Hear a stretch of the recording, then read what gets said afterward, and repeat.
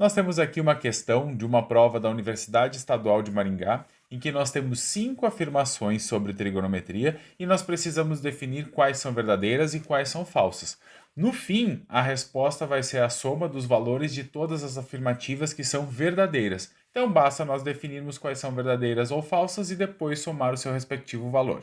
Bom, a primeira afirmação é simples, ela não necessita de cálculo, basta nós sabermos a definição do que é a medida angular de um arco de circunferência. Aqui está afirmando que ela é igual ao ângulo central que forma esse arco, o que de fato é verdadeiro. Quando nós temos um arco, nós temos um ângulo central relacionado a ele, e aí no caso esse ângulo é chamado de medida angular do arco de circunferência. Portanto, eu já vou assinalar aqui como uma afirmação verdadeira. A segunda afirmação diz que o comprimento de um arco de circunferência é numericamente igual ao ângulo central que forma esse arco em qualquer circunferência. O destaque ali é em qualquer circunferência. Por isso, essa afirmação é falsa. Na verdade, nós temos que pensar o seguinte: quando nós temos uma circunferência, nós podemos pensar num ângulo central, e esse ângulo central determina um arco. No momento que nós aumentarmos a nossa circunferência e mantivermos o nosso ângulo central, obviamente o tamanho do seu arco aumenta. Isso porque o arco está relacionado com o tamanho da circunferência e o tamanho da circunferência depende de fato do nosso raio. Então essa afirmação é falsa e a gente não vai assinalar. Vamos só marcar aqui que a afirmação é falsa. A terceira afirmação diz que se o comprimento de um arco de uma circunferência é π4 e se o ângulo central que o forma é de 45 graus, então o raio da circunferência é de medida 1. Observem aqui que eu já fiz um esboço para ilustrar a situação em que nós temos um setor circular, nós temos um ângulo central de medida 45 graus, um arco de tamanho π4 e nós precisamos determinar o R. Poderia resolver de duas formas diferentes. A primeira delas, que eu acho que é a mais convencional, é fazer uma proporção em relação à circunferência toda, relacionando ao ângulo interno de 360 graus e calculando aqui para verificar qual é o valor do raio.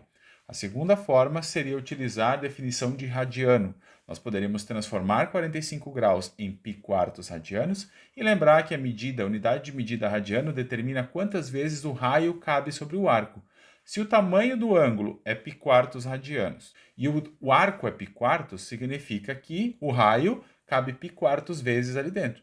Para ser igual, o raio precisa ser 1, que de fato a afirmação vai ser verdadeira. Mas eu vou resolver da primeira forma, que eu acho que é mais fácil de lembrar. Então nós vamos relacionar o ângulo inteiro da circunferência, 360 graus, com o seu comprimento inteiro, que é 2πr.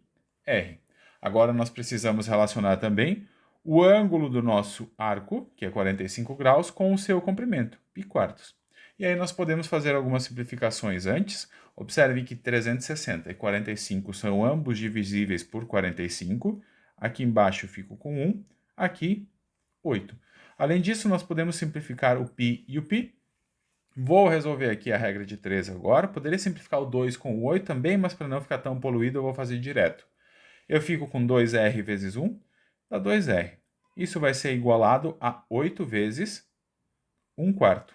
8 vezes 1 quarto dá 8 quartos, que é igual a 2. 2r igual a 2, e com isso a gente descobre que o raio é 1. Se o raio é 1, é de fato o que aparece na afirmação, ela é verdadeira. A quarta afirmação, que tem valor 8, está dizendo que um ângulo de medida menos 300 graus é congruente a π terços, que ali não aparece radianos.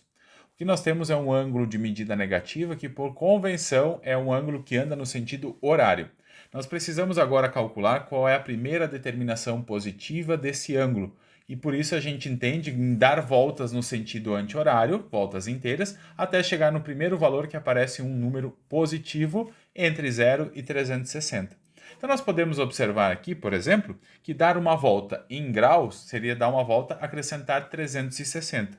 Portanto, eu posso colocar aqui que menos 300 graus é congruente a menos 300 graus mais uma volta que é 360 graus.